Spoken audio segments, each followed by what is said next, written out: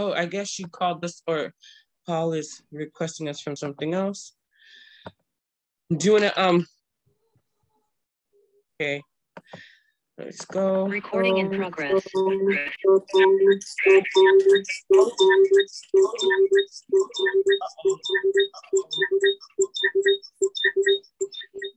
have to get one of those off. Christian bells. Now, watch, share, love. Let's see. And then my song goes up first, ladies. So we're being recorded on the device itself, and then we'll be recorded on Facebook Live. Okay, perfect. Okay. Oh, okay, much better. Is it Paulie? Paul? No, it's Paul. Okay, perfect. All right, here we go. Live. Yes, we are live. Good evening, everybody. Good evening. It's your girl, AniYa A, and we are live here on a very powerful night and a powerful platform with two beautiful sisters, Haitian American sisters. They're going to tell you a lot more about themselves. My job is just to inform you on what's going on in our communities, interview our people, and connect you with the latest and greatest events. So right now, let's listen to the one and only Felicia Ross, and we'll be right back. It's your girl AniYa A on the AniYa A show. Tell a friend you're watching, and let's work together.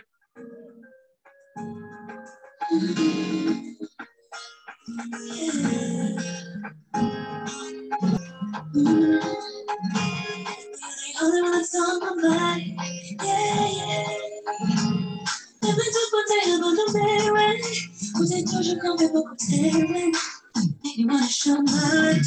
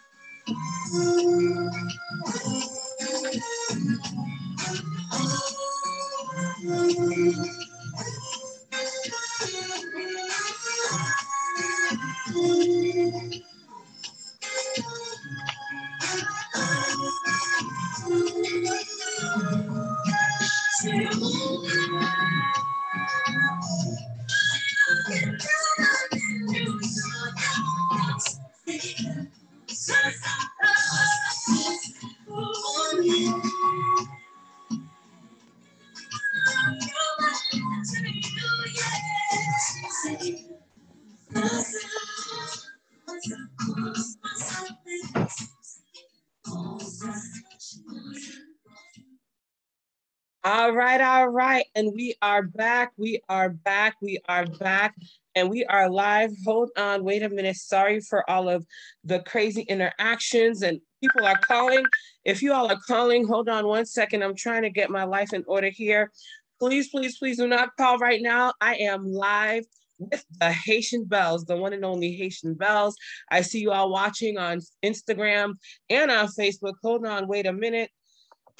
Here we go. Let's see. We have a new setup this evening. And it's a little nasty out, but okay, there we go. We are live, everybody. Welcome, welcome, welcome. We are live. We are live. Welcome to the AniYa show once again. And sorry if you hear me sniffling. It's been a long weekend, but we're going to get it together. We have the backdrop. We have everything here ready to go for this super powerful interview with the Haitian Bells. And we're going to talk to them in just a moment. But real quick, how is everybody doing this evening? Let us know wherever you are. People are calling and messaging. Please refrain from calling right now, everybody. We are live. And if you want to join our live, you can go to the AniYa show on IG. And on Facebook, it's AniYa period. Definitely tell a friend that you're live now, and you'll be able to hear us and speak with us and interact. As you know, we always want you to ask questions and definitely be a part of the platform. It wouldn't be fair for you to be a part and watch if you couldn't ask questions. So we always want you to ask questions. And tonight, just to let you know, it's a very special show because we are speaking to two beautiful Haitian young ladies. We're gonna find out if either one of them or both of them were actually born in Haiti. So that's the surprise for tonight, because your girl AniYa doesn't even know whether or not they were born in Haiti or if they were born here. So with that being said, let's go ahead and get this interview started. But before we get this interview started, as you all know, anytime I interview anybody, I always like to read up on who they are, their achievements, the work they've done.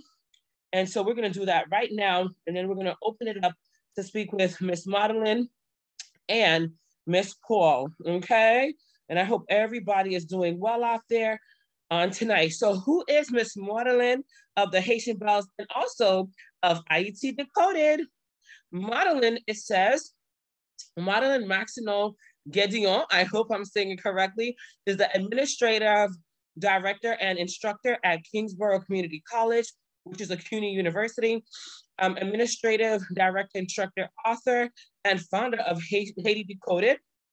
She says, I'm MAUDELYNE. My most important roles are mother and wife, an educator, and recently discovered my love for Black history, so I founded Haiti Decoded. It also says a platform dedicated to highlighting Haitian history and culture. I enjoy tackling social problems. I hold a master's in social work, and from Adelphi University, I've created policies and programs to support first-generation college students. As an administrator, I strongly believe in education, community building, and strengthening the Black family unit. That's what I'm talking about. I'm going to tell you guys in a minute how we met for sure. But again, watch, tell a friend, and share so we can definitely show these young ladies some love. And let's see, who is Miss PAULE? Miss PAULE LaFORTUNE is a beautiful sister. Her name is, again, PAULE LaFORTUNE. I have worked for CUNY for the past 15 years. She doesn't look a day over 20. I've earned an Associate of Science, Bachelor of Fine Arts, and most recently a Master of Arts. Currently, I am an administrative coordinator in the Senior Vice President and Provost Office of Kingsborough Community College. In my role, I have been the principal person for ATD initiatives. We're going to find out what that is in a moment, such as the Equity series. That sounds like a series on Netflix, praise the Lord. First Generation and the Treasure Project. I also coordinate all events and activities related to the historically unprecedented Faculty and Staff Resource Center. For the past 2 years, I have served on the Black Lives Matter Teach-In Committee as part of a collaboration between the BLM Teach-In and the Diversity Symposium. I conducted a presentation of the media portrayals of Black people and co-curated an art installation, Black Historic Sites in NYC Challenge, a virtual art exhibition for the Diversity Symposium in 2020. In 2021, I presented Infusing Equity in English Composition courses at the Equity Anti-Racism Summit in collaboration with the BLM Teach In. Woo! Let's make it happen. I am so excited to have them both here. As you see, they're very involved in their community. Ladies, unmute yourselves. Welcome, welcome, welcome to the AniYa A Show. Hi, AniYa. Hi, everybody. Thank you for welcoming us. That was quite an introduction. Thank you. Thank you. Hey, it's all of your accolades. I'm just trying to share the love and let the people know who you are and just really reach out and give back. Hi, ladies. Yeah, thank you for having us. And yes, what a warm welcome. So we're ready. Thank you. I'm here for it. I'm ready too. And with this backdrop, okay, you know, sometimes these devices do whatever they want. I hope everybody can see. Amazing stuff. This is good. Everything is good. Listen, it's been, raining for the past couple of days. And I'm just tired of it. I don't know if you could hear, I'm a little stuffy. I sound more like Rosie Perez tonight. Okay, Kool-Aid to Rosie. Where's Rosie at? Somebody let her know I sound like her twin. Anyway, y'all, I'm a mess. Okay, so let's get right into it, ladies. As we just discussed, you have platforms of your own. You're both in the education. Let's talk about your lives and why you decided to become educators and influencers in this diverse community that you both are in, because it seems like you might have met in this space at CUNY or at this Kingsborough's College. How did your love of education come together and then for you to meet? Let's start there. How did that whole thing happen? Sure. Take whoever wants to go first. So education, how that started off, how did you all meet, you know? So I wasn't sure what I wanted to do when I was in college. I wasn't sure because I didn't explore my options. I knew that I didn't want to be a nurse. That's what my mom wanted me to be, but it wasn't for me. I was scared of blood, and the hospital scene just, didn't work for me. Yeah. So I did psychology at City College, and City College is known for, City College in Harlem. It's known for, it's a historic college within CUNY and in New York City. So Colin Powell is an alumni and others. And so I found a voice there, but I wasn't courageous enough to make that my major. And so I wanted to get my bachelor's degree, and then I wanted to get my master's, and I realized I love social work.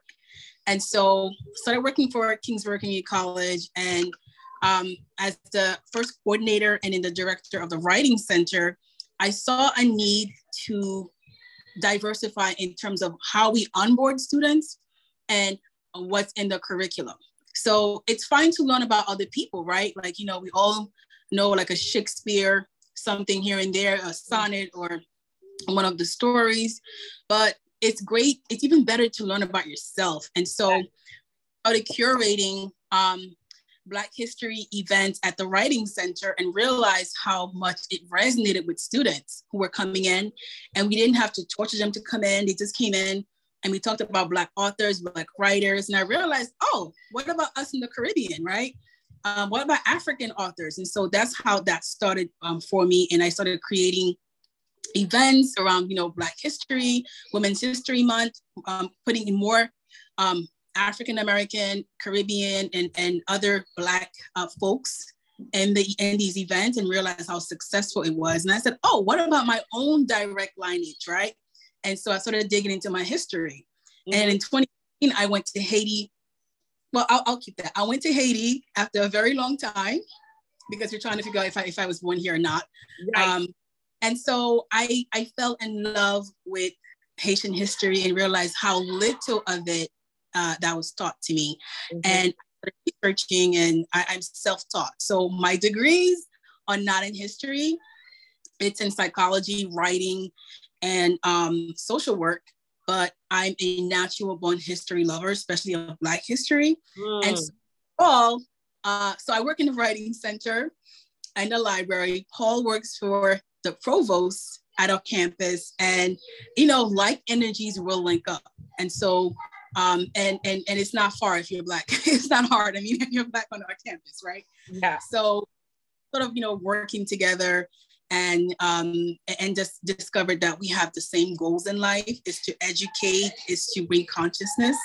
And that's how our partnership took some time to develop, because our friendship took some time to develop. And we decided to create Haitian Belle. It's funny, she has her own brand and she has her own thing going on. And I saw how driven she was and how motivated. And so I asked her, I said, hey, do you mind, let's do this event on Sunday. I asked her this last year. And she said, sure. So us talking about it and kind of, coming up with ideas gave birth to this other platform. I love it. Called Haitian Bells. And so that came to existence, that came in existence in December 2021. So it's fairly recent. And so we decided, well, we do this separately on our campus, right? We have events. She's part of a larger community. I'm more working with, English faculty. And so we decided, well, let's take this outside of Kingsborough and let's curate our own events and let's combine our skills and our interests. And so that's how we met, and that's how this all came to be. Love it. Love the history of it. So I know that was a lot, Paul. What did you want to add to that, sis? The little bit that I want to add is a little bit of my journey. So I feel like my love of words and language stems from my mother. And because of that, I too did not go the nursing route. The typical, yeah. I tried to do physical therapy and the Lord said no. So I went right back to my original love, which was words. And in doing so, like in getting my BFA and being creative, and I love that, and creating things. But when I went to get my master's degree, I went straight for English, where it was a little less creative. And in doing so and realizing the words and the works that we were being given to dissect was not diverse, it was not indicative of my experience as a human being, I just felt like a need to find more of what I identify with, find more of my history, which I don't know, it created a little bit of anger inside of me, because I'm like, I've been in school for these amount of decades and I still have to search to learn about myself, where I can learn European history that has nothing to do for me. It does nothing for me. I not to say that I can't learn about that as well, but I should be able to see myself reflected in the works that I'm reading, that I'm dissecting, that I'm regurgitating back and forth. Like, I do not want to read about a whale anymore. I want to read about myself. Love it. Does that make sense? Oh, absolutely. On this journey, and here we are. Absolutely. It makes so much sense. And that's what I love about the concept, because if I was in the education field, I would be that person fighting for us, because I feel the same way. And I grew up listening to and watching everything on the Harlem Renaissance, for example. And Maya Angelou is one of the people that saved my life. I tried to meet her before she passed on to give her a hug and thank her. But, the closest person I could say that helped me also is, I know you guys are going to fall out when you hear this, but is Emily Michelle. So I got to give her a hug and thanked her and cried, because she was another one that helped save my life through her words and her actions, being a dark-skinned sister and just being so vocal about being a Black woman, a Haitian woman. So that's for another day. We can do a part 2 so we can talk about that. But words are powerful, and so is imagery. And when you have representation, it means everything. So take us on that journey of becoming these women that you are now, and what does that look like? Have you had struggles, and how can you motivate the community? Because people are probably listening to you how, why, when, where, because this is a huge feat that you're taking on, ladies. I'm not going to hold you. I don't know how you're doing it every day, especially in the spaces, but let's try to motivate others. Do you find it difficult daily to put these platforms together? And also, are you able to reconstruct some of the schools, I want to say schools platforms in education? Because you're both just saying, you didn't find anything related to you, right? In your learning and in your schooling and things like that. So number one, you know, are you having a struggle with this? Because you're very passionate. But number two, how do you do it every day? Are you finding it that you can add some of your thoughts into the curriculum? That's what I'm looking for, into the platforms and the spaces at the universities. I would say over time, it has gone that way. And I think the struggle for us before was that there wasn't that space, or that space in a large sense. But now because of the push for diversity and equity across America right now, I think more of those concepts are being talked about. So because of those conversations, that we get to put more of our input. But I'm not sure if that would be the case if that wasn't like a movement that's going around in America, where some of it is sincere and some of it is just to ride the wave. Interesting. How about for you, MAUDELYNE? Yeah, when I joined higher ed in 2010, I'm sorry, my kid he found me. It was a very different space. It was very different. So my experience as a student in the mid 2000s was just, you know, bland and very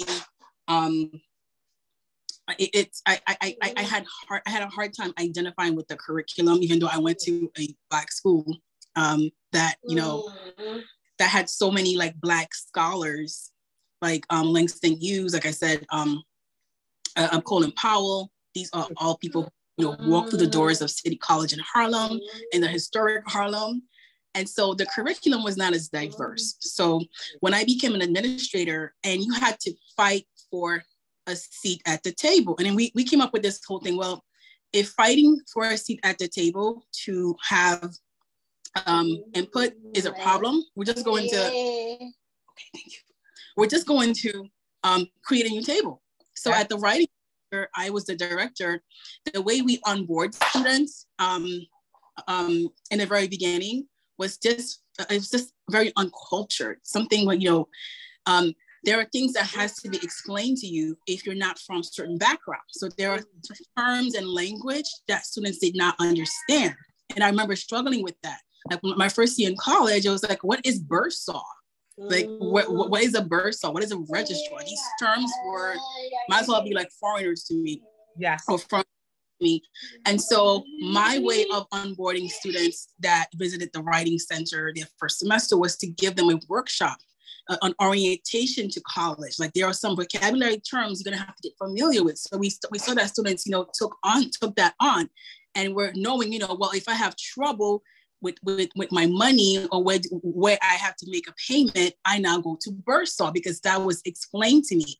So the way we onboarded students changed because we gave them the language, we explained it to them. You know, it takes away your money. So if you have to pay, go there. Financial aid.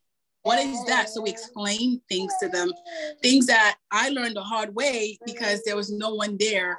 And oftentimes, I'm sorry, my kid is loud. Oftentimes, you're the first one in your family to go to college. And so you are not at all familiar with these terms. So when we couldn't sit at the table per se, we created it and invited students, and that kind of just sort of, you know, change the narrative, and students were demanding more of that. So the way we onboarded them was different. That's my impact. And I realized, oh, I can write, thank you.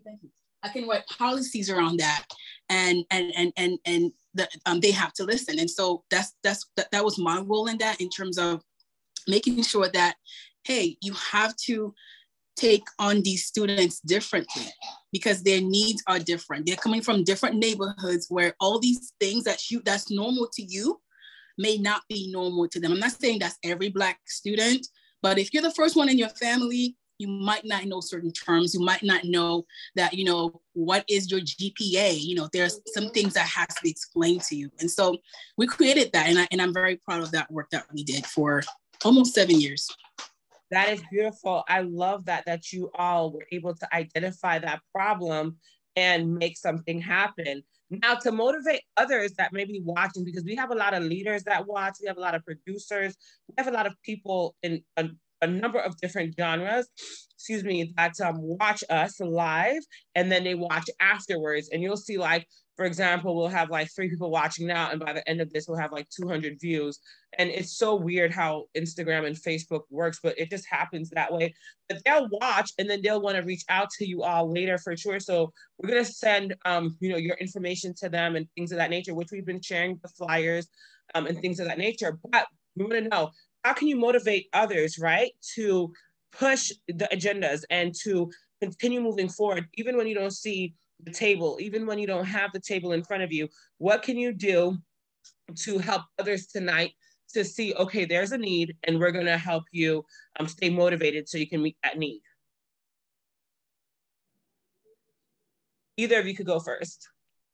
Hi, everybody. People are watching on Instagram and sending their love and likes. And thank you, Queen Ocean, for sharing. Go ahead.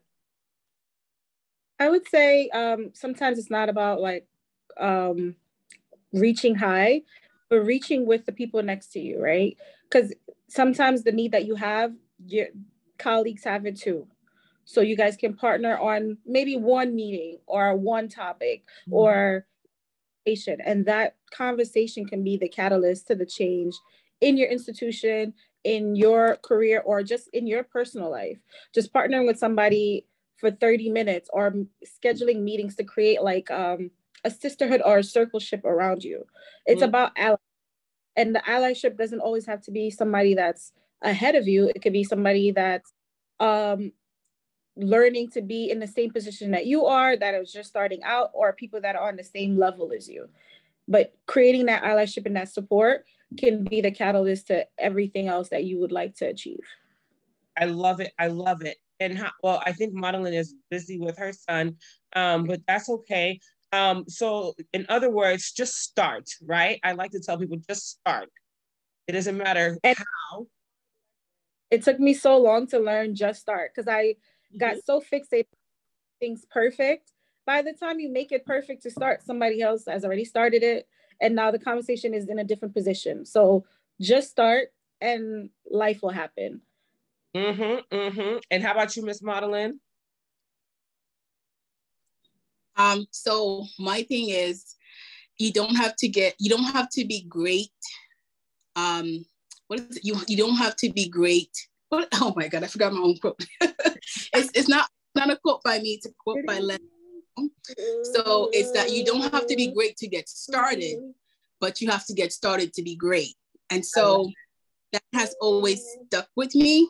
The first time I heard that was a couple of years ago, and it stopped me from that perfection. Like, you have to be perfect. For the longest time, I said, oh, my degrees are not in history. So how can I write about history and have a platform about Black history? Yes, I know. When my degrees are in social work and writing, and I made excuses for myself. So, and then I realized, well, if you get started, you will become an expert. If you get started with your research, if you love the information, if you love what you want, what you're doing, and you know what you want to do, you will become great at it. And so that became my quote. Whenever I got stuck, I said, okay, you don't have to be great now. By getting started and practicing and continuing and keep on at it, you're going to be great at it. That's my philosophy.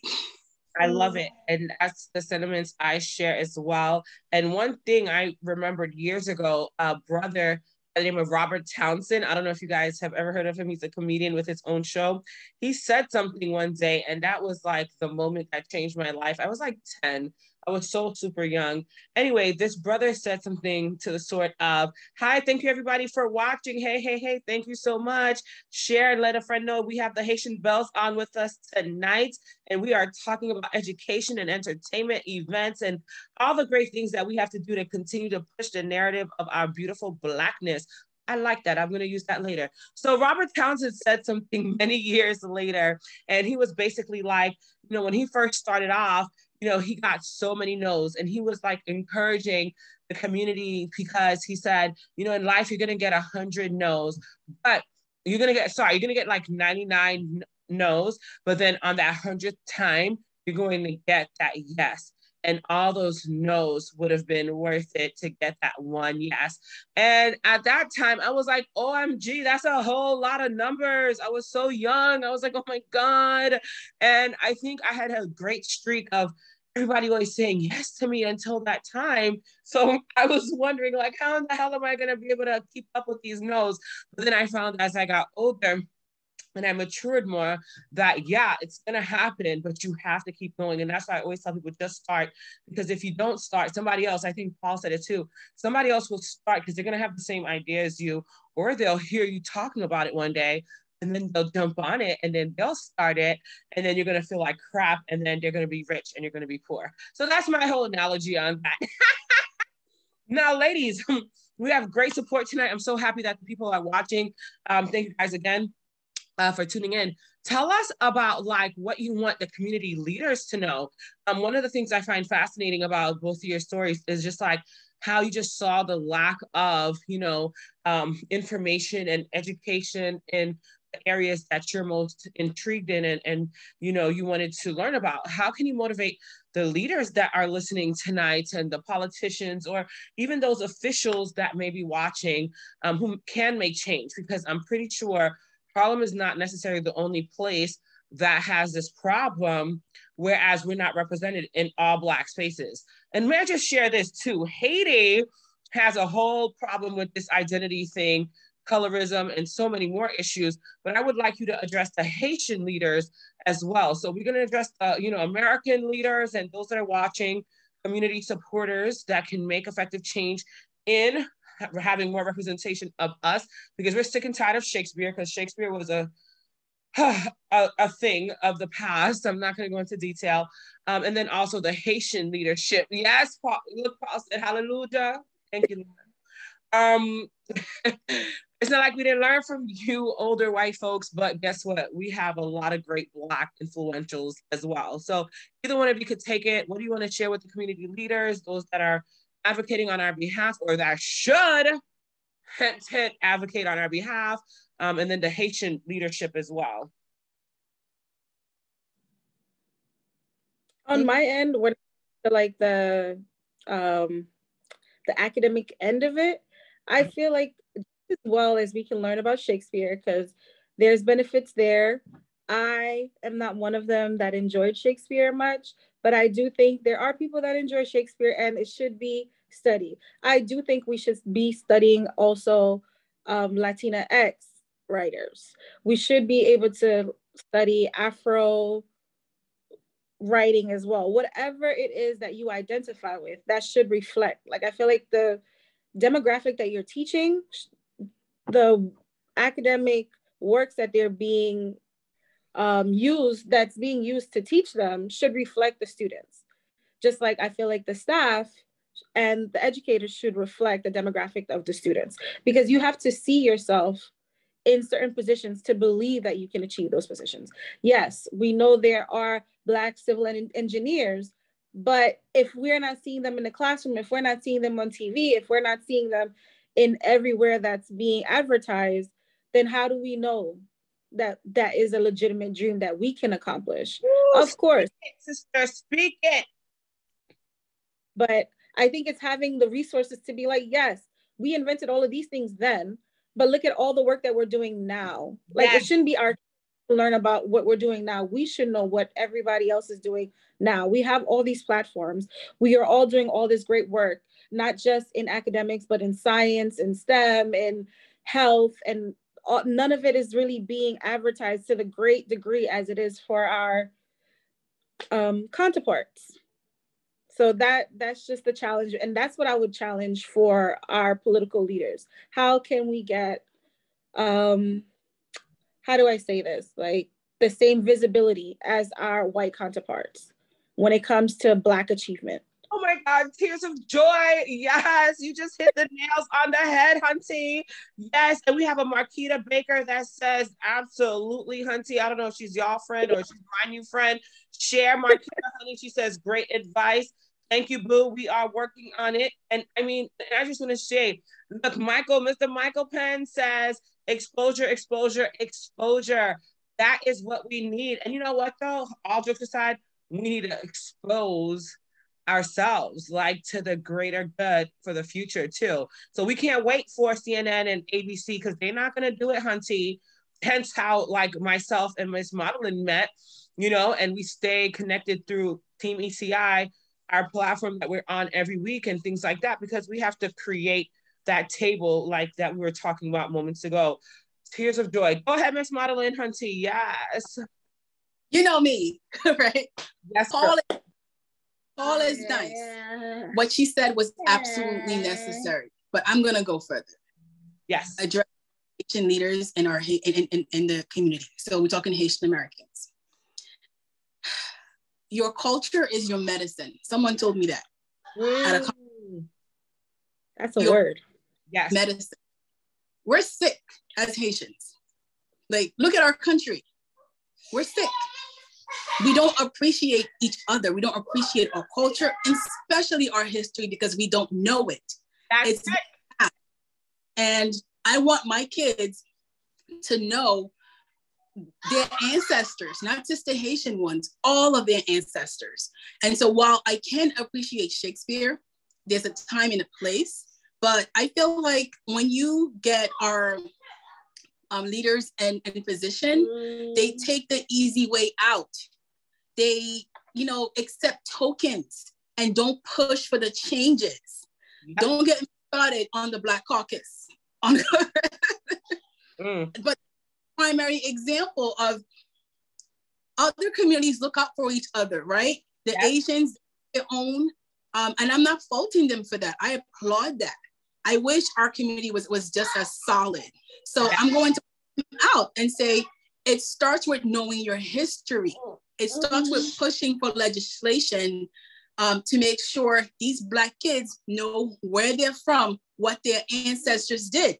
So part of our topic on Sunday, the panel discussion is the miseducation of Black children. And predominantly in these schools, right, who get, you know, funding and get, you know, charter school. So we're discussing that. We're discussing how information about our contribution as African people have always been downplayed. And so you don't know important. You don't know what your ancestors did.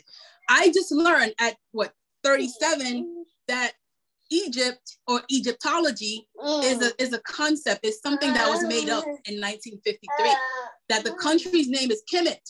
How many of us, you know, there are many of us who will know that, but I should have learned that at 7, not 37. Right. For my kids to know that much earlier. So that's where I appreciate those who really do try to just, you know, make change and push for more. But those of them who just sit back idle and just, you know, comply, I say, please consider your great-grandchildren. Push for more changes. We're not talking about like the CTR, critical race theory? Oh, bullshit. It's all nonsense. And so only because someone said it, the white grandparents who were probably the ones stopping Ruby Bridges, who's still alive, from going to school, now don't want their great-grandchildren to find out what they did. And our leaders, okay, thank you. And our leaders and our community leaders, you don't have these conversations, you know, about what they're trying to do. And so as educators, I feel like we have to be out there, not only to teach these kids, because, you know, things are left out of the curriculum more than, you know, about our information, our identity. Things are not them in terms of fundamentals. Kids can't do math, right? So you leave these things out so that way they have a not a complete education. There are some things that they don't know. We know that they left financial literacy out of the curriculum. So most of us didn't know how to balance our paychecks, right? Or we still don't, Hunty. We still don't. Right. So I really want us to just realize how much of a problem that is. And as community leaders, those who are in office and elected to do something about it, I'm holding you more accountable than the parents who have to work 2 jobs and then come home to, you know, cook and clean and take care of their kids. You are elected to do these things. So our Haitian leaders, while I appreciate your work, what you've done so far, not to diminish on what you've done so far, but there's a lot more that needs to be done. And now is the time to do it. Absolutely, absolutely. And there's so much we still don't know, and that's super by design. But guess what? We can't use that as a crutch or as like, you know, I want, oh God, the word just was with me. We can't use it as an excuse. There you go. As an excuse or a crutch anymore, because we are in 2022. So the leaders that are out there, you have to do better. But it also takes us. And Marquita, I love Miss Marquita. I don't know where she came from, but praise God. Marquita is like, each one teach one. Yes. Thank you, boo. That's my sister from higher education. She also works in higher education. She's a pusher. She knows exactly how angry I am about these things. We talk about these things a lot. And she is also another one that pushes for more for our kids because she knows how important that is. And she raised 2 fabulous daughters. So it can be done. And that's why we need Miss Marquita to stay in touch. So Miss Marquita and anybody else that's watching tonight, if you believe in these causes, and you know, a lot of times, I'm not going to hold you, a lot of people won't jump on the bandwagon and be a part of these conversations because they don't find the value in what we're discussing. But I bet you if I was naked and I was twerking, by the way, I'm not naked for all those that are watching on Facebook. On IG, you can see my clothing. On Facebook, I got a halter on tonight. It's hot, y'all. I'm a fat, pregnant woman. Praise the Lord, forgive me. But I'm not naked. Talk about getting on these poles and stuff.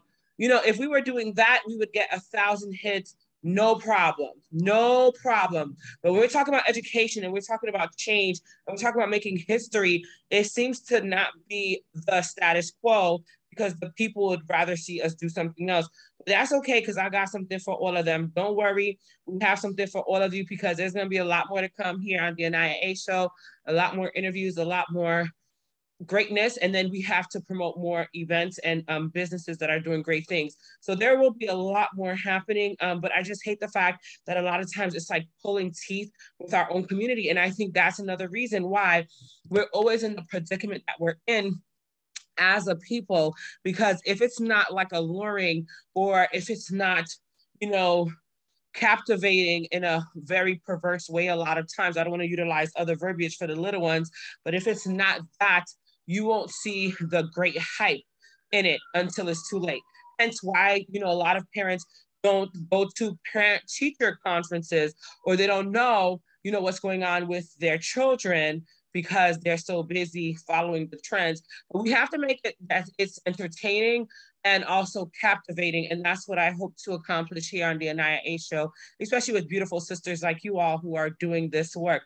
Remind the people about May 22nd. That's what really brought us together for this evening, although myself and MAUDELYNE are together every Wednesday night for Team ECI, where we educate you and empower you to increase your wellness, or excuse me, increase your wealth and decrease your debt. Baby brain, I forgot my own saying. Increase your wealth and decrease your debt is what Team ECI basically does every Wednesday, and we're together every week. But what is going on with May 22nd? Let's talk about that for the people.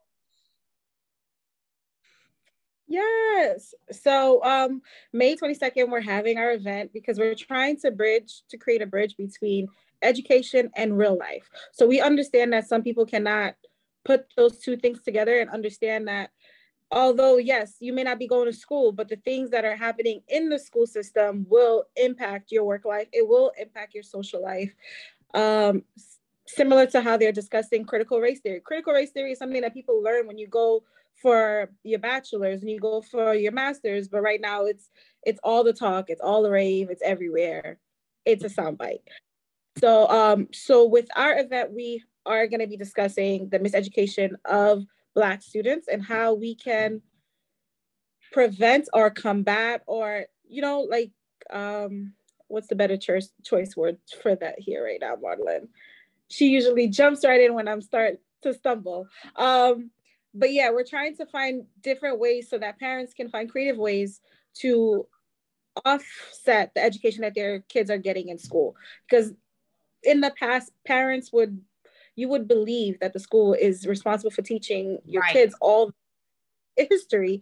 But as adults, we know that that's not the case. So because we know that's not the case, what can we now do so that the next generation is well educated, so that they are well aware of their rights and they're so that when they go out into the world, they're not going into the world with their confidence broken, but well confident and having all the support behind them, and knowing that they are queens, they are kings in their own right, and whatever they wish to do with their lives, they can do so with dignity.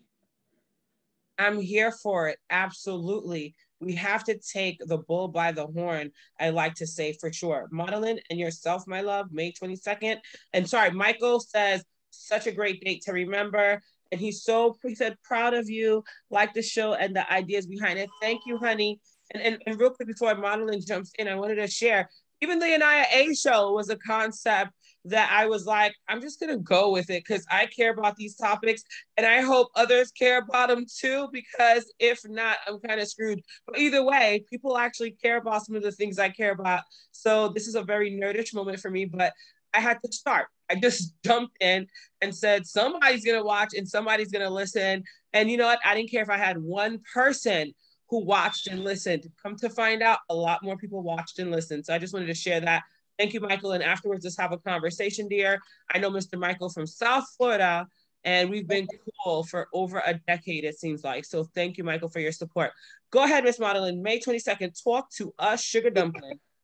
Yes, so the important theme here, okay, thank you, is that you have to supplement, okay, I'm speaking now. Yeah, okay. You have to He don't care about you speaking, mommy. It's his time. You can't bribe your kids anymore. The important thing is that you have to supplement your kids' education. You can't assume that at all that they're going to get the right fundamentals. So things are left out to make sure they have an incomplete understanding of the most basic thing. So that's one. But their own history has Black kids in their own culture. You have to know that whether it's charter school, private school, public school, you have to supplement. So we're talking to parents and we have a panel, a fantastic panel, if I say so myself, right? The first person, as you know, is Dr. Magali. She is a middle school principal and has maybe 4 master's degrees and just a wealth of information, and will share insights and important things with us. The second one is I always have to say this. We have an English department of maybe about 200 individuals, some full-time, some part-time faculty. Wow. And is the only Black English professor on the roster. So he's been pushing to teach African American work, like, to choose African American authors to put them on the curriculum since 2009. Wait, before you finish that thought, did you say 200 professors and there's only one Black? One Black. There was another one, but he left some 4 years ago.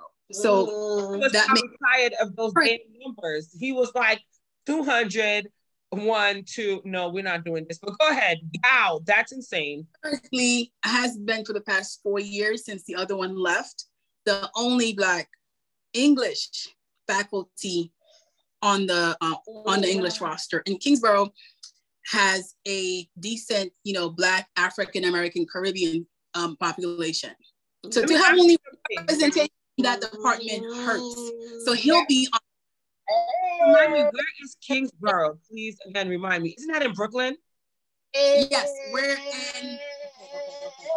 in Brooklyn, son. Like, we're in Manhattan Beach. So what he shares with me and how he supplemented. Actually, he wrote this book. I don't know if you all can see it. Yes, it's hard to be a Black man in America. I got to get him on this show, ma'am. I need you to bring him onto this show. Hey! He'll be there on Sunday, and he'll have copies of this book. And just to give you an idea of, that you must supplement your kids' education.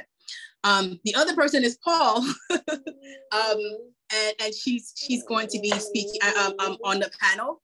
The last person is a wonderful young man of Haitian descent.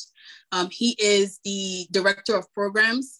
He used to work for CUNY, but he now has his own kind of, he'll talk more about it, but he can tell you about coaching and interacting and encouraging young Black male students to push through and finish with their college education. So we have a diverse panel, from Dr. Magali to that young man and to that professor who is, like I said, the only PhD, and he's the only Black professor in the English department. So we have a lot of work to do, but I'm glad that we can come together, and those of us who have made it, like Dr. Esdale, can talk about our experiences and what he's done to supplement education and to introduce other works by Black authors and his curriculum. So if you take his class, you don't only get to learn Shakespeare, you get to know about Dr. Carter G. Woodson. You get to learn about Zora Neale Hurston, because you should know about these people. So it's a powerful conversation. We will have these individuals talk about how to supplement or share resources with parents, and just, have that honest conversation. So that's one part of it. And I don't know if Paul wants to go on the second part, because Nate wants to. Paul, do you want to talk about the second part? Also having a health and, oh, sorry guys, I didn't mean to. I apologize, I didn't mean to do that. So the second part is going to be a health and wellness presentation, because we realize not just that health is our wealth, but also that there's several layers to health. There's, people do self-care, but what is self-care? There's so many layers to self-care. So we want to create exercises to get people to really understand the full circumference of health for themselves. Health in work, health in your personal life, health in yourself, and health in your relationships, your both personal and professional relationships.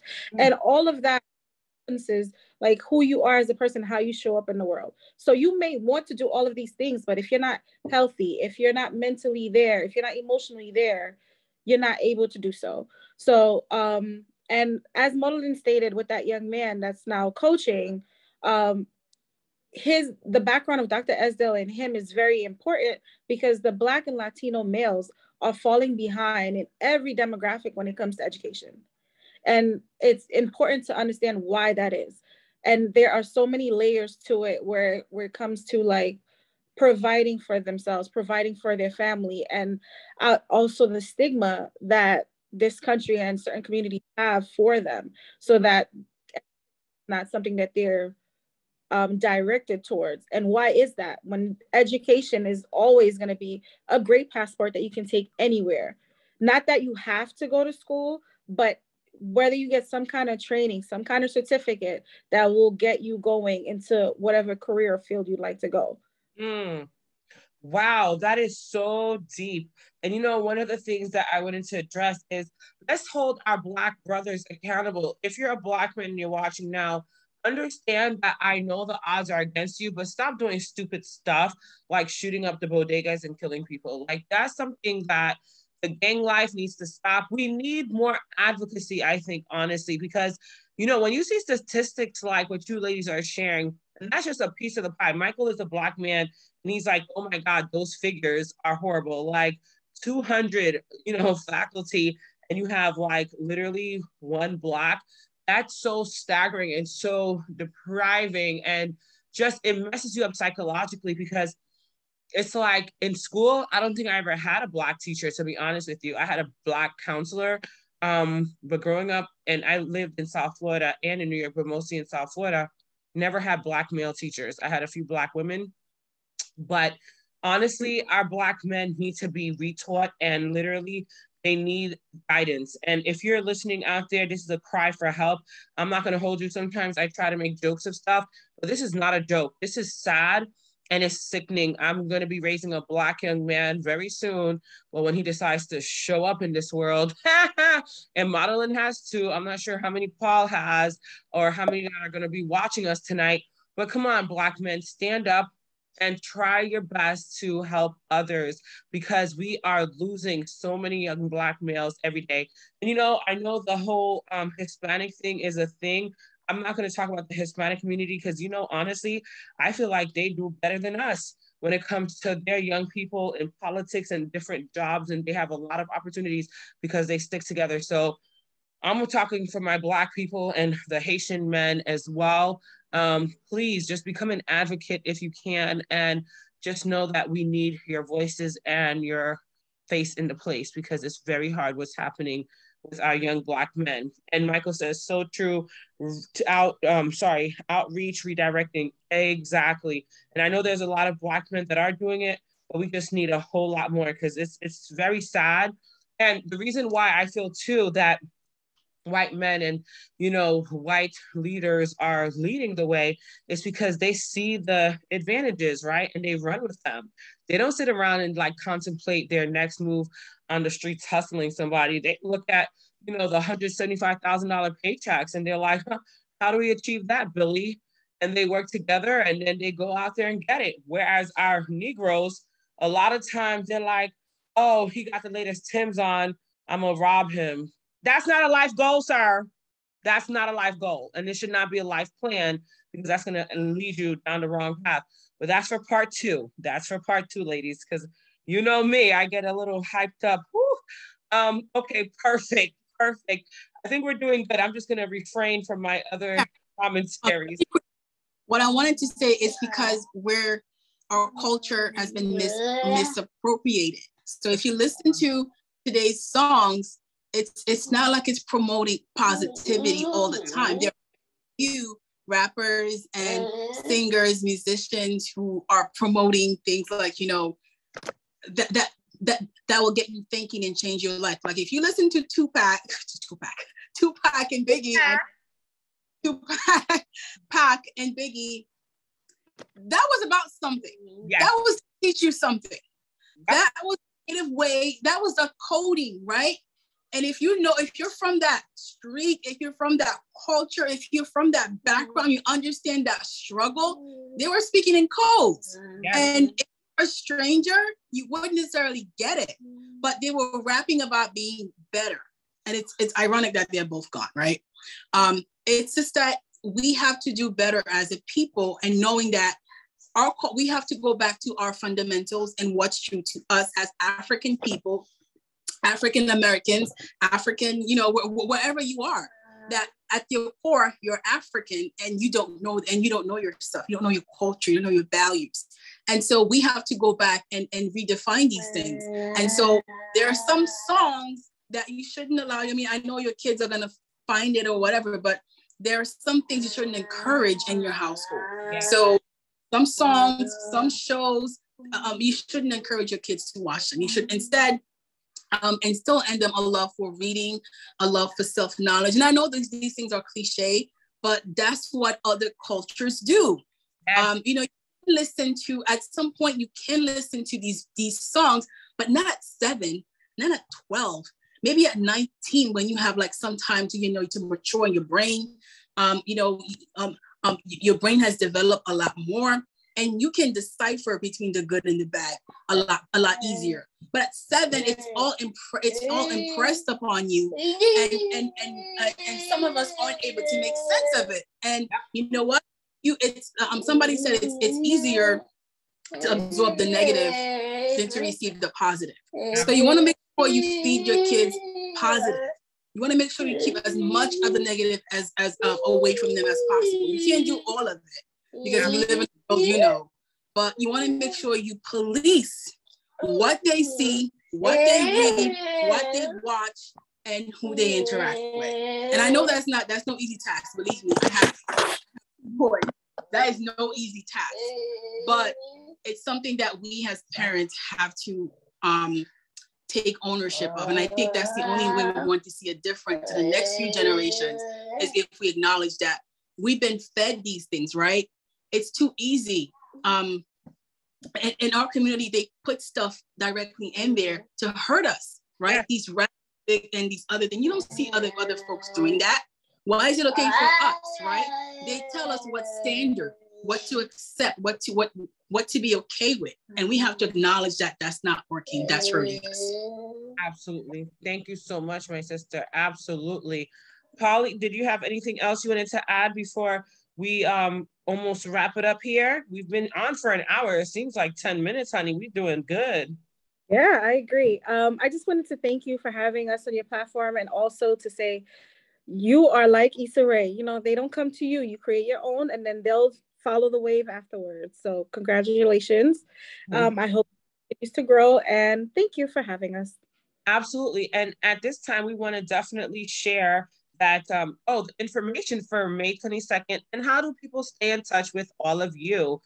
Because we want the community to continue to share what's going on with you, but also you impact the community by giving us like your contacts, your location for May 22nd, for example, and things of that nature, because we could talk about all this all day and we could post about it, but the people like to hear it too. Either one of you can go ahead and go first. So a platform called Haiti Decoded. It's literally about history. I focus a lot more on Haitian history because I believe that what our ancestors did impacted, ended the transatlantic slave trade.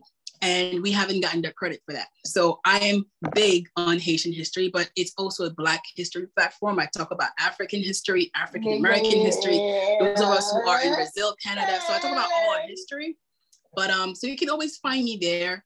So it's currently Haitian History Month. And I have a month-long 31 fabulous Haitian ladies who have made tremendous impact. Now he leaves in our community.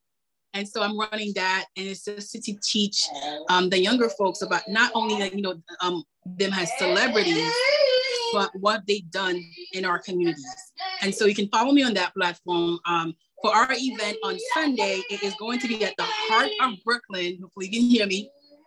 It's in Crown Heights, in that neighborhood.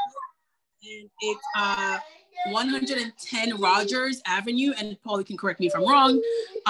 It's a Sunday, so parking should be, Brooklyn, New York City, but it's a Sunday, so the meters are free, and parking should be relatively easier to find. So we hope you can join us. There'll be Haitian food. We are toasting our brands. So the Haitian Bells is Paul and I. Haiti Decoded is my personal brand. And Paul has her own brand, Ismian. And so we'll be toasting these brands and other supporting brands who are supporting us, and we'll be there on that day. So we'll have a champagne wall to make sure we do a proper toast. So there'll be discussions, there'll be book signing. I'm also a book author. I've written 2 children's books. So there'll be discussions, book signing, mingling, and a lot of champagne. So awesome. Thank you. And Paul? Yes, so I'm creating my community as we speak. So you can find me personally at being _ Paul on Instagram, and for Haitian Bells on Instagram. I love it. And I know we have an event on May 21st as well that MAUDELYNE, now wait, I think there's something going on with like vaccinations and things like that. Do people have to be vaccinated, or do they have to be negative to attend either event or both events, or how does that work? I know MAUDELYNE, the boys are there, but let us know Paul, do they have to be vaccinated to enter your event, or how does that work? They don't have to be vaccinated, but they will have to wear masks if they're not vaccinated. We will be following the protocol for COVID. We will have thermometers there, sanitizers as well, masks on hand for folks that forgot to bring their mask and are in need of one.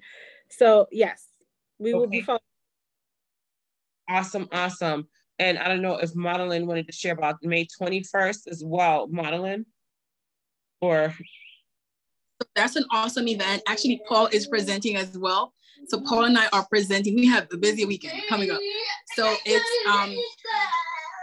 Haitian American administrators. And it's an event from 8:30 a.m. to 2:30 p.m. In Manhattan in Rector Street. And so we're presenters, and I'm not sure about the COVID restrictions, but I'm sure because it's a well-established organization that they will follow whatever current recommendations. So we'll have masks on hand and sanitizers for everyone, because it's also a sit-down lunch style event. So having a mask makes sense. Perfect. All righty. And again, that's the 21st and the 22nd. Well, ladies, I think we got everything. We covered everything that we had to. You all have their information now. You all know everything going on with the Haitian Belles.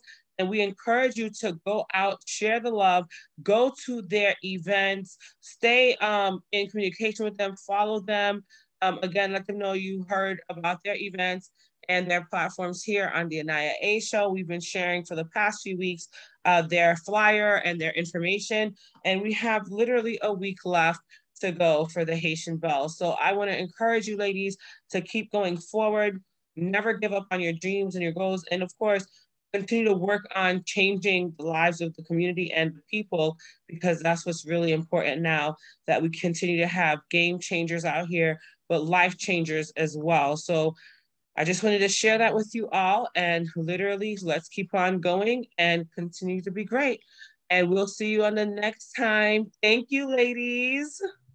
All right. Thank you, AniYa.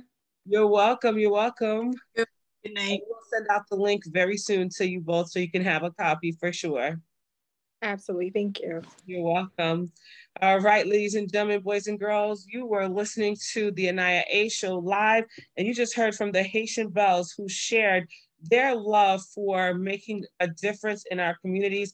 When nobody else is doing it, we have to stand up with those who literally have the gumption, who have the strength and the passion to move forward no matter what. And, you know, like I always say, just start. You cannot, you know, give up on your dreams and your goals. You cannot sit there and blame anybody else if you don't start yourself, because at the end of the day, it's all about getting yourself out there, making a difference, sharing your dreams and your visions, you know, being very protective though of your dreams and visions, because sometimes you have dream thieves and, you know, people that steal your ideas. But in order for you to move forward in life, you have to start somewhere. You have to believe in yourself. You have to make a difference, and you just have to try, right? So never give up on that. Like I said, we have a lot more to come. Makita, I love Makita. She says, AniYa, I have enjoyed your program. God bless you. Keep up this outstanding work you are doing, educating the community. Thank you so much, Makita. We appreciate you, sister. And like I always say, like at the end of the day, it's like a lot of people don't want to just be educated and informed anymore. They would rather, you know, us, you know, do some real out of control things. And a lot of our generation is focused on like sexual things or even lustful things. And then also the drama, or in Creole, we like to call it the zen. I love zen too. Don't get me twisted. I love the zen. I love listening to the zen. I love being a part of the melee when it's not too destructive. But I also love education and positive edutainment, which is a key term that I created years ago, where I've combined education and entertainment. Because if you're edutained, then you're going to gain a lot more than just strictly entertained. So I just wanted to share that with you all. And then Wednesday, we're back with Team ECI. You can join us on Team ECI by doing the WhatsApp thing, 347-617-6873. Again, good evening, Thomas Walker. Join us on Team ECI by dialing in 347-617-6873, where you'll be able to share your ideas of increasing your wealth and decreasing your debt. We talk about different money-making platforms. We talk about, you know, stock market, crypto. We haven't been very vocal lately, but we're going to get back on top of that ASAP, God willing. If you hear me a little stuffy this evening, it's because it's been raining all weekend. I was out earlier trying to run errands, and wouldn't you know, my people, it rained again tonight. Well, this afternoonish or what have you. And the sad part is the rain was like literally 5 seconds long. It just started to drizzle. Everybody took cover and then it stopped. I'm not hating on the fact that it stopped so quickly, but it was just very intriguing. But that's kind of like the New York City thing with this weather, right? Let me just share too in closing. We have to keep the Buffalo community in prayer. As you all know, Buffalo got hit hard. Buffalo got hit super hard with, a racist bastard who came in and he shot up, I think, a supermarket, a convenience store, something of the effect. And 10 people are now deceased because of that. Racism is real. Don't let anybody fool you. A lot of times people sit there and say, oh my God, there's no such thing as the KKK. Oh my God, racism is not even a thing. And then we have a lot of people that are in interracial relationships actually that don't believe that there's something wrong with their spouse's race because they're so in love and they're so inundated with the idea of being with a white counterpart that they won't see that there's something going on out there, whereas we are under attack constantly. But don't quote me. I just know I couldn't marry you into the white race thing because honestly, I always felt like there is a lot of racism out there. This is not to hurt anybody or what have you. I'm just literally letting you know, like that was like my belief early on because it was just so much always going on. And I could feel the tension and I could feel the hate a lot of times from certain white people in white communities. And I just felt it. And I just knew that even if, they say, quote unquote, racism is not in existence, actually it is. Tell Mayor Adams, AniYa A says, what's up? Show him my page. He knows who I am exactly. Where are you guys at? Let me know. Tell him again, AniYa A says hi. And I hope he continues to do great work in the city. If you're wondering who I'm talking to, y'all, I'm speaking with Mr. Thomas Walker, who's on my Instagram right now. And he's communicating that he is with Mayor Adams presently. I don't know where he's at. He's probably at Nan. Well, it's already almost 10 o'clock. So I'm pretty sure Nan is done right now. But if he is with him at Nan, then please send my love to the Nan family. It is Monday night. I think we covered everything, right? A lot of crime recently. Black on Black crime is what I'm really concerned about. As you can see, racist white people are like trying to kill us all. And we have to stop the racism within our own selves and our own community. So Black people, please stop hurting each other. That's my plea. Please, please, please love each other more, because if you continuously hurt each other, then why would anybody stop trying to hurt you, Black people? Like, let's stop it for real. What else? Let me know if you guys have any good news. I know this is a lot of information we shared this evening, but let's talk about the good news. So if you have anything good you want to share, let me know. As of late, I've been super busy. I'm working on this platform continuously. So I'll be sharing a lot more very soon. And last but not least, the documentary. We're still working on the documentary, putting everything together. We need your support. GoFundMe is a real thing for me.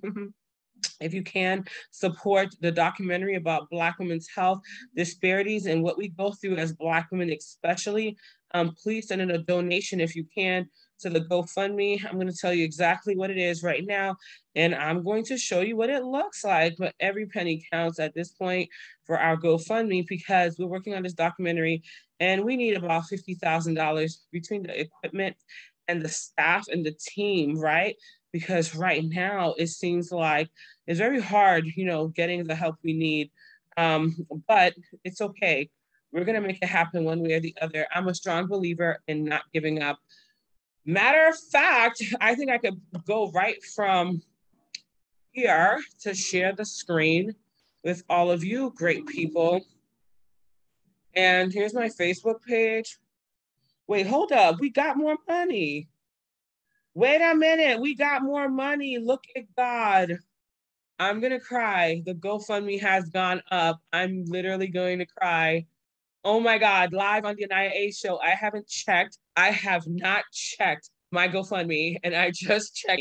We're up to $540 on GoFundMe, and I'm gonna cry. Thank you so much for those who have literally sent in support for the GoFundMe. Stevenson, you're gonna make me cry. Thank you for your donation. Kelly Marnie, I love you. Thank you for your donation. I literally am just seeing this now that we got more money for GoFundMe. for our Black women's health disparity, Black women in health disparities GoFundMe. We have received 100 and a cry. So that makes me feel really, really freaking good. Wow. So I'm just going to, wow, Black women and health disparities by AniYa. It's the AniYa show. Oh my God, we got more money, guys. I had no idea. Thank you, ladies, for sending in your donations.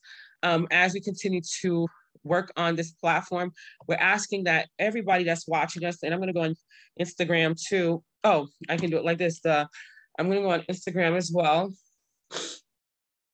and share this with you. This is our GoFundMe for Instagram.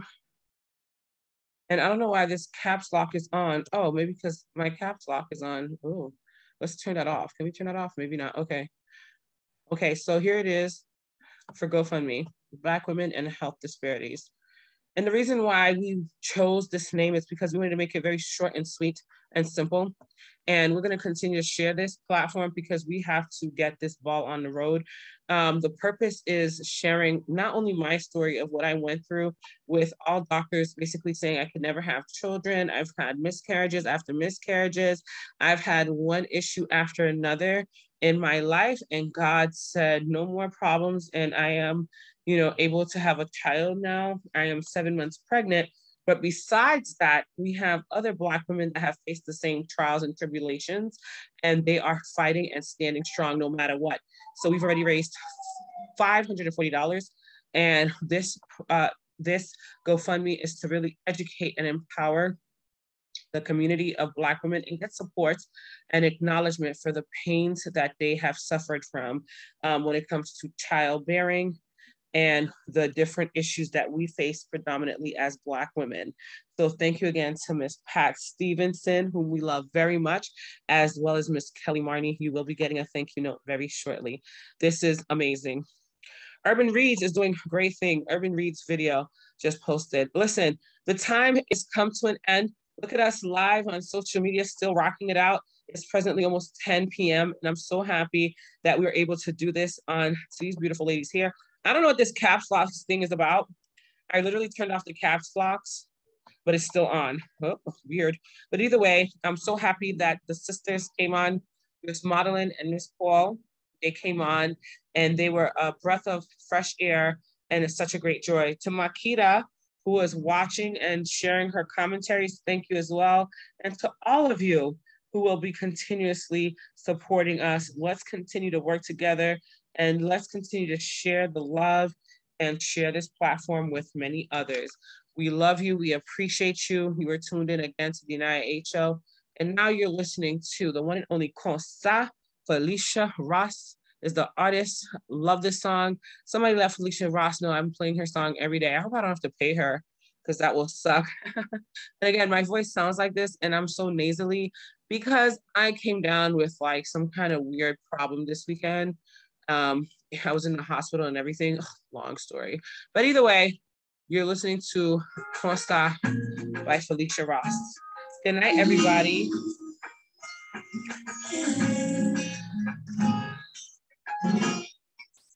Other girls wanna try. They only want the tongue of mine. Yeah, yeah. Only took one day to put them anyway. Would they touch you come back one good way?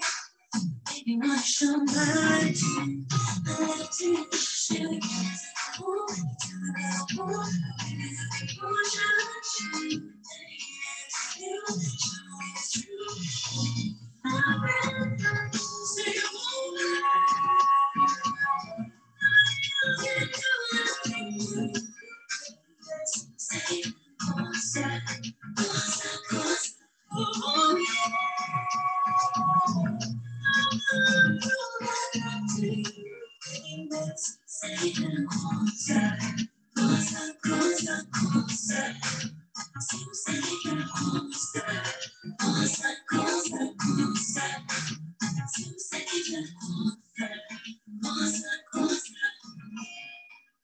I'm the way you hold it down.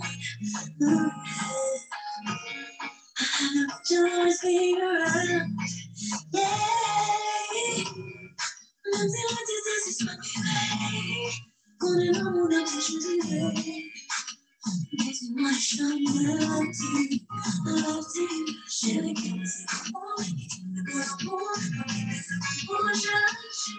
let me get you, you,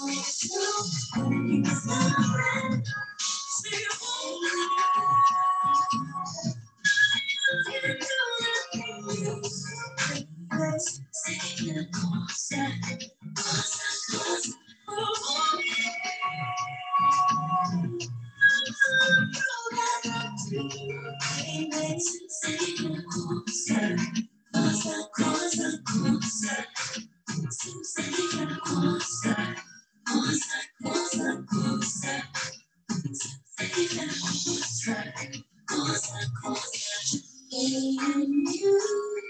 stop moving mountains, how you always knew this love was worth it.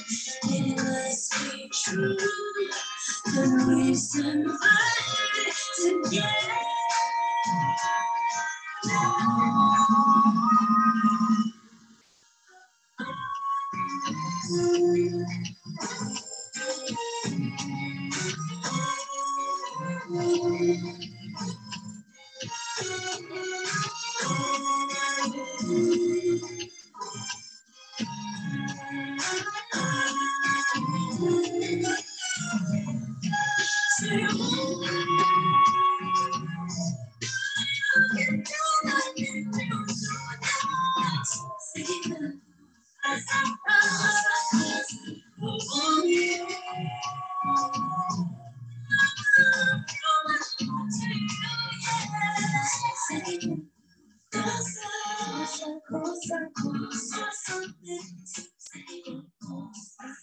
Good night, everybody. We love you. Thank you for tuning in.